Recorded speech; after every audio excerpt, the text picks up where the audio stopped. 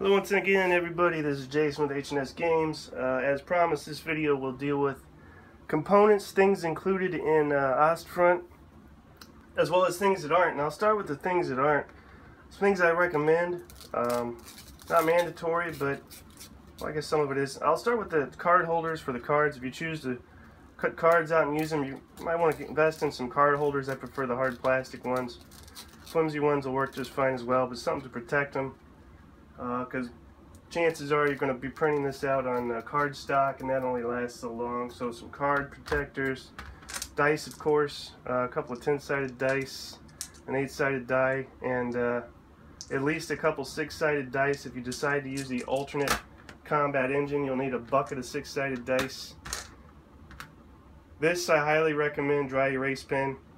If you're lazy, if you don't feel like mounting counters, if you don't feel like cutting cards out, invest in this and it will save you loads of time. Scrabble pieces. Why? Because when I mount counters, I prefer to use Scrabble pieces rather than cardboard. They're a little more tactile. I like the way they feel, and it's easy to keep the pieces uniform. Cups, any kind of cups will work. Opaque, allow you to draw counters. And that is the stuff that is not included in the game, better known as Ostfront. Now, the stuff that is included, this right here, should have a certain setting on your printer that allows you to print this out. You'll have a handy dandy little poster. More importantly, the heart of the game, the rule book. Now this one here that I just recently printed out was only printed in black and white. It's not required that you print it in color. Probably more pleasing to the eye.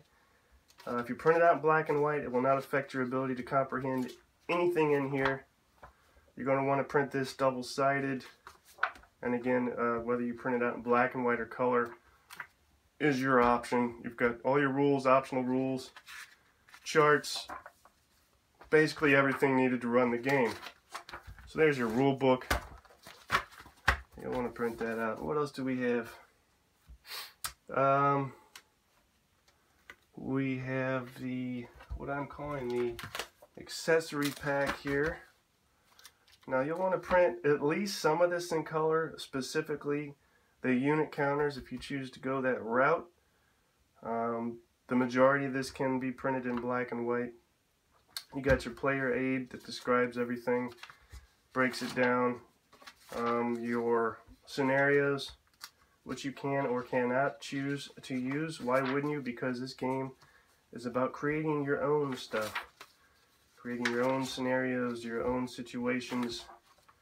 These are merely included for those who choose not to create their own historical situations. Your random terrain generator, which allows you to randomly place terrain and thus create, again, your own scenarios. Your viewfinder key, your hex template. This allows you to place enemy units as well as your terrain when using a random terrain generator. Your unit card key, Soviet opportunity fire flow chart, Soviet fire priority breakdown, Soviet squad movement flow chart, on and on. That is your Ostfront accessory pack. That is also included in the game.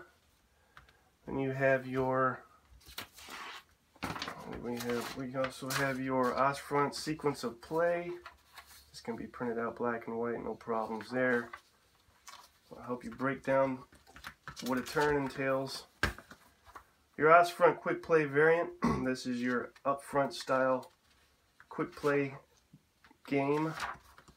You print this out, it will allow you to learn everything you need to know to play the quick play variant. That's included as well. And you have, of course, the Ostfront viewfinder. This allows you to record in-game information. It will also allow you to hold your map in place. And I failed to mention, you're going to want to invest in some plexiglass ore.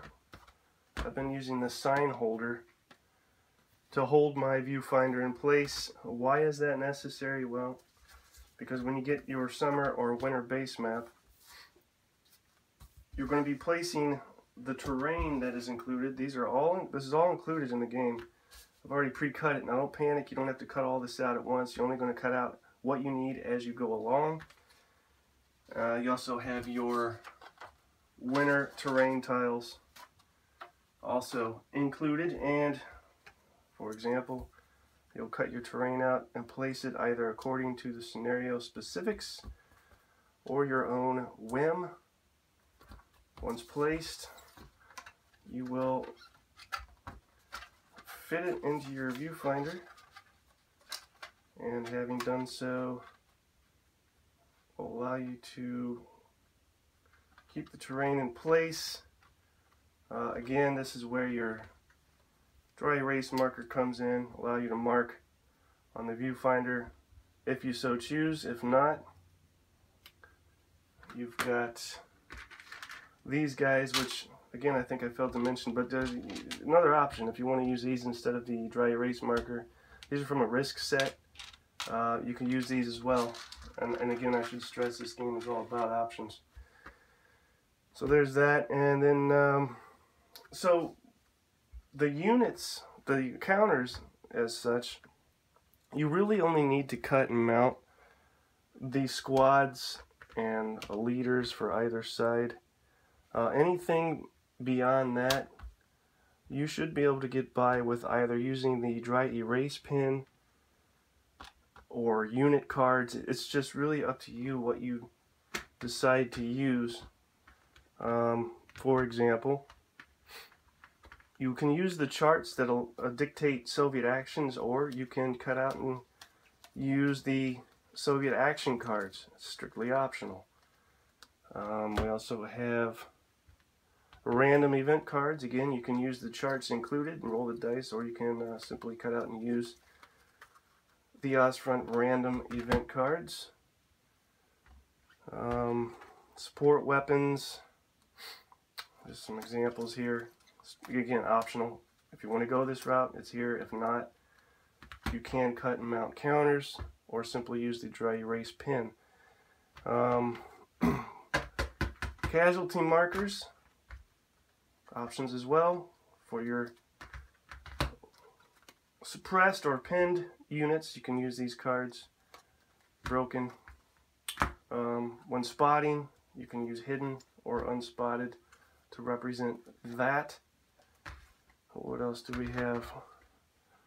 And of course the squad and leader cards proper. Now you will want to cut and mount these, or not mount them, but place them in card sleeves, because you'll be using them throughout the game. Now, say for instance, this unit has a light machine gun. You've got your options. You can mark light machine gun as such,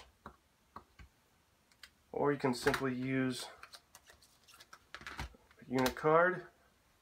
If you don't care to do either of those, you can use your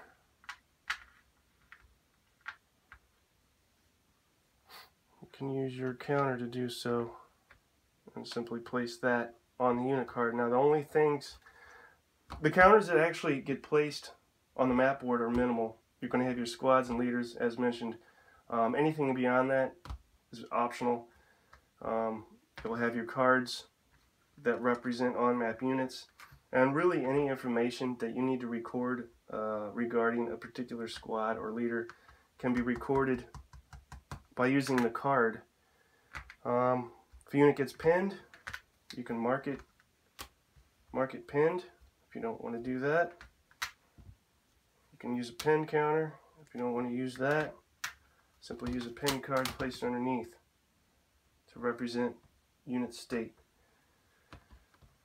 So again, options, options, options, and that was the idea from the start, to present you guys with options in order to satisfy as many people as possible.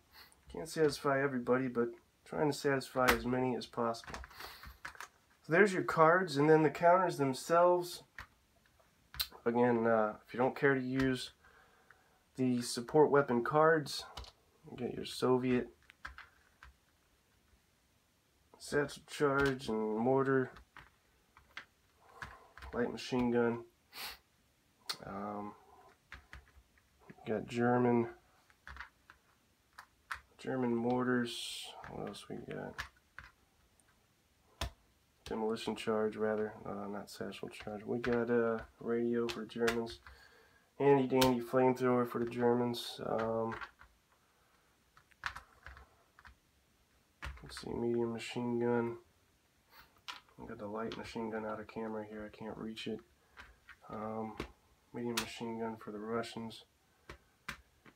Broken, suppressed, pinned, and nothing. Now why would I have nothing? Well, when you engage in combat, long story short, depending on which rule you opt to use, let's say you use the rule that entails establishing a hit, which dictates drawing a casualty marker from a cup, you can have one of 4 results.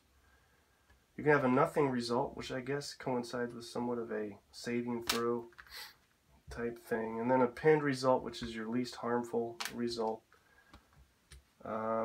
Suppressed result, it's about middle of the road, and then broken, and we should all be familiar with what that means. So pretty standard stuff there. And these states that affect a unit during combat will dictate how well they can move, how well they're able to fire, or if they can move and fire at all. So that's what that deals with. And some optional things here. Tracking counters can be used when firing mortars and machine guns. Once an enemy unit is fired at, you establish a tracking marker, and then each time it's fired at after that, based on certain things, you'll get a bonus to hit or fire at it. Smoke markers, those should be self-explanatory. And ghosts. Why ghosts? Because I like ghosts better than dummies. Basically they're dummy units, but I use ghosts. Turn marker, gotta have that. And then again your hidden and unspotted state. Well, what am I talking about with that? Well, when the game starts, the Germans need to spot the enemy units before they can fire at them. There are 3 states that an enemy unit can be in: unspotted, spotted, or hidden. So that's that. Non-assault movement marker. Units that non-assault move will be marked as such and suffer a penalty. This is the old playtest flame marker for burning buildings. That's changed, and I should mention that a lot of this stuff is subject to change before finalization, but for the most part what you see is what you get. German leader awards, German leader ranks, German wound counter, and spotting round for artillery and air support. And I should have wound counter, wound card rather, if you don't want to use the counter. So options, options, options, and that's pretty much the components. Seems like a lot of stuff, or maybe it doesn't. The cool thing is, if you don't want to mount counters, then you're in luck, because there's only a specific minimal amount that you will need to mount to play the game, have on the map. You can use the cards in place of the majority of these counters. And your dry erase pen, that will save you a lot of time if you just want to hop right in. As far as cutting things out and such.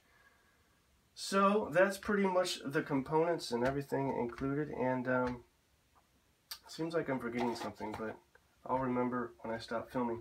Next video should entail a couple turns of what it's like to play this thing, what you can expect, get a feel for what Ostfront is like, and we'll go from there. So, till next time, thanks for watching.